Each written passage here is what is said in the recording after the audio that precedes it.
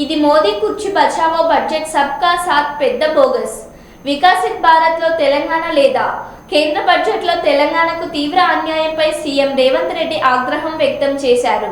రాష్ట్రం పట్ల కేంద్రం కక్షపూరిత వైఖరిపై నిరసన తెలుపుతున్నామన్న ముఖ్యమంత్రి.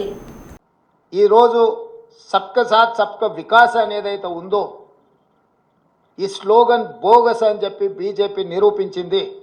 వికసిత్ భారత్ అనే దాంట్లో తెలంగాణ భాగం కాదు అని ప్రధానమంత్రి గారు అనుకుంటున్నట్టుగా ఉన్నది.